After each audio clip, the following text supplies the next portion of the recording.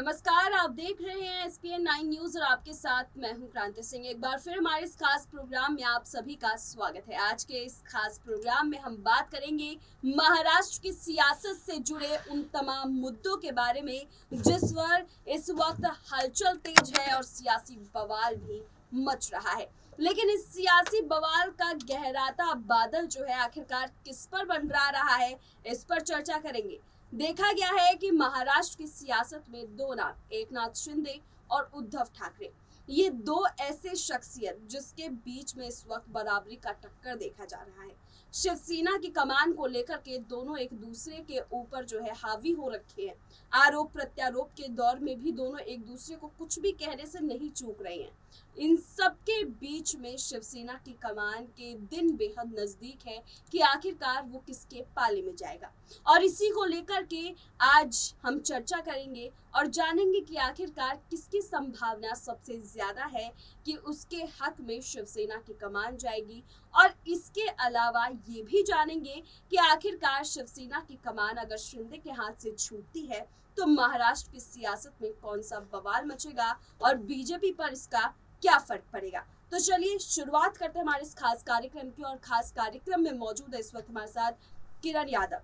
किरण, आपका बहुत बहुत स्वागत हमारे इस खास कार्यक्रम में। धन्यवाद। महाराष्ट्र की सियासत से आप बखूबी जो है वो रूबरू है। महाराष्ट्र की सियासत में जो हलचल मच रही है और उस हलचल के बीच में जो शिवसेना की कमान को लेकर के जंग छिड़ी हुई है, तो क्या लगता है कि शिवसेना की कमान आखिरकार किसके हक में जाएगा? देखिए, अभी तक 3 बार ऐसे कार्रवाई हो चुकी है सुप्रीम कोर्ट में, लेकिन फैसला अभी तक भी नहीं आया है। 3 बार कार्रवाई हुई और एक आज बड़ा फैसला आना, सुप्रीम कोर्ट का सुप्रीम फैसला अभी आज आना बाकी है। 3 बार तब कार्रवाई हुई, तब शिवसेना के बीच में यानी कि एकनाथ शिंदे गुट के बीच में और उद्धव ठाकरे गुट के बीच में गहमा गहमी देखने को मिली थी और बहुत ज़्यादा ऐसे आरोप प्रत्यारोप लगाए गए थे कार्रवाई के दौरान।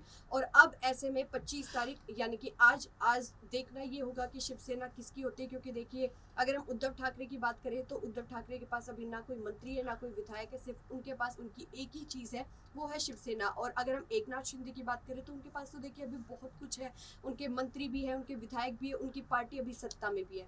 तो अगर खोने की बात की जाए तो उद्धव ठाकरे के पास अभी खोने के लिए बहुत कुछ है, लेकिन एकनाथ शिंदे के पास खोने के लिए है पार्टी।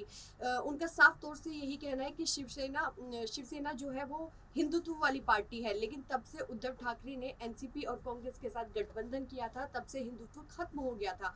लेकिन अब उनका ऐसे में ये कहना है, देखिए पहले तब चर्चा चल रही थी कि एकनाथ शिंदे उद्धव ठाकरे से क्यों अलग हुए, तो चर्चा ये थी कि एकनाथ शिंदे मुख्यमंत्री पद चाहते हैं, लेकिन उनकी तरफ से तब विधान परिषद में बड़ी बैठक हुई थी भारतीय जनता पार्टी की और एकनाथ शिंदे गुट की। तब उन्होंने वहां पर रोते बिखरते हुए सिर्फ एक ही बात कही थी कि मैंने अपनों को अपनी आंखों के सामने खोते हुए देखा है और मुझे मुख्यमंत्री पद की लालसा नहीं थी। मैं सिर्फ चाहता था, वो यही चाहता था कि बाला साहेब ठाकरे का जो एक सपना है, हिंदुत्व वाला सपना, वो पूरा किया जा सके। मैंने ये बात उद्धव ठाकरे के सामने भी रखी थी, लेकिन उद्धव ठाकरे ने इस चीज़ को लेकर बिल्कुल मना कर दिया था। उनकी तरफ से भी यही कहा गया कि मैं एनसीपी और कांग्रेस के साथ अपना गठबंधन नहीं तोड़ूंगा। अगर हम पहले की बात करें तब एनसीपी अध्यक्ष शरद पवार की तरफ से भी उद्धव ठाकरे को और एकनाथ शिंदे को यही कहा गया था कि अगर एकनाथ शिंदे को मुख्यमंत्री पद चाहिए तो दे दो ना, क्या दिक्कत है।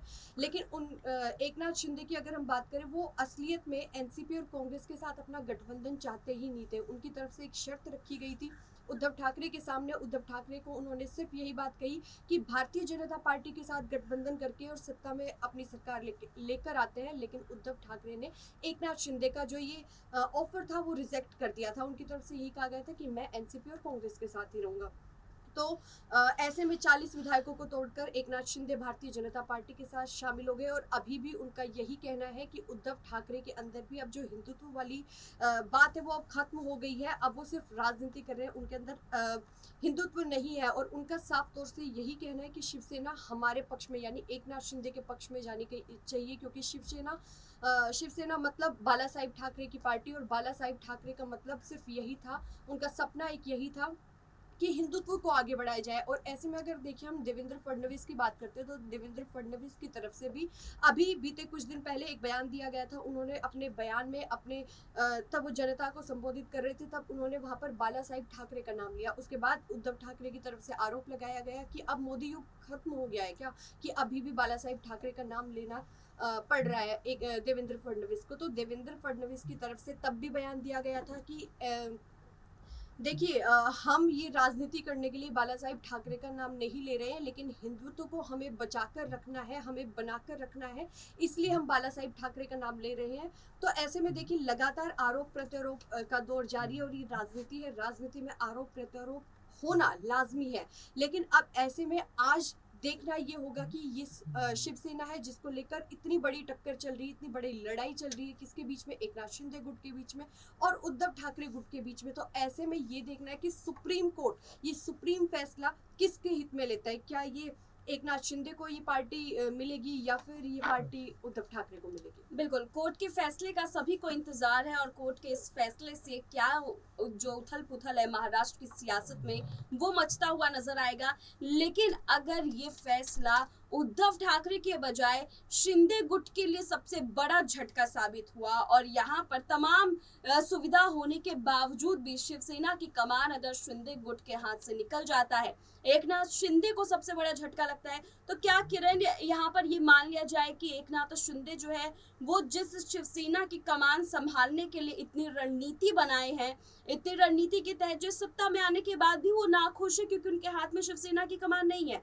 तो ऐसे में ये मान लिया जाए कि अगर शिवसेना की कमान जो है उनके हाथ से खिसक जाती है और ये उद्धव ठाकरे की तरफ चली जाती है, तो एकनाथ शिंदे जो है वो पूरी तरीके से टूट जाएंगे क्योंकि उनके गुट के जो विधायक है वो भी बार बार इस मुद्दे पर बोलते हुए नजर आते हैं कि हम ही शिवसेना है, हम ही शिवसेना है। तो शिवसेना की कमान के साथ साथ शिंदे गुट के वो तमाम विधायक भी उद्धव ठाकरे की तरफ चले जाएंगे और एकनाथ शिंदे को जो है मजबूरन बीजेपी का साथ छोड़कर के सत्ता से बाहर होना पड़ेगा।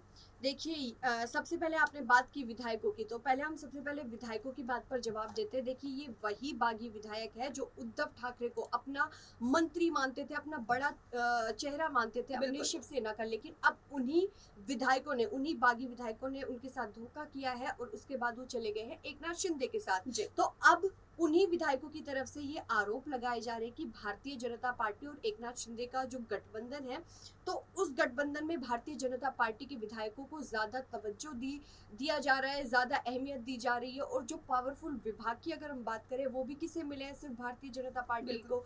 तो अब विधायकों की तरफ से लगातार यही कहा जा रहा है कि देखिए वो विधायक किस लालच में आए थे एकनाथ शिंदे के साथ, उन्हें तो यही उम्मीद थी कि उन्हें पावरफुल विभाग शायद इस गठबंधन में मिल जाए, लेकिन उन्हें यहाँ पर भी नहीं मिले।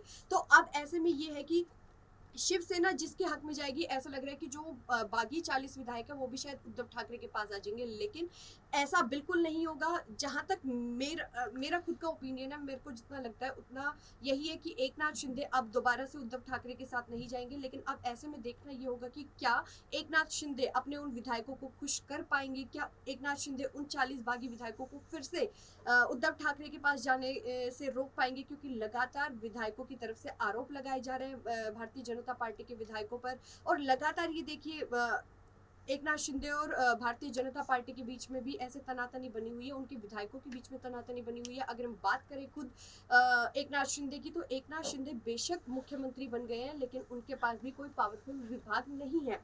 पावरफुल विभाग किसके पास है? डेप्यूटी सीएम माफ कीजिएगा, देवेंद्र फडणवीस के पास है। गृह विभाग की बात करें, वित्त विभाग की बात करें, तो ये सारे तमाम ऐसे पावरफुल विभाग है जो डेप्यूटी सीएम के पास है। तो अब उन विधायकों की तरफ से यही कहा जा रहा है कि सीएम हमारा बना है, लेकिन चलती किसकी है? डेप्यूटी सीएम की। विधायक उनके भी है और हमारे भी है, लेकिन भारतीय जनता पार्टी के विधायकों को ज्यादा तवज्जो दिया जा रहा है, ज्यादा उन्हें पावरफुल डिपार्टमेंट दिए गए हैं। तो बिल्कुल किरण, धन्यवाद किरण।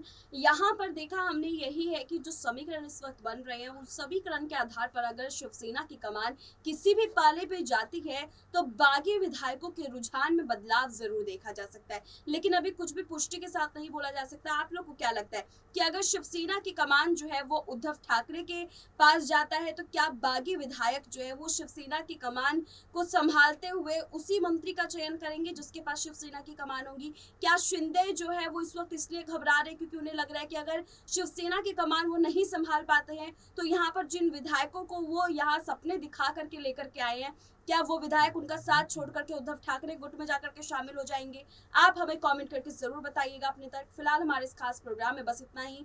देश दुनिया की तमाम बड़ी खबरों के लिए देखते रहिए SPN9 न्यूज।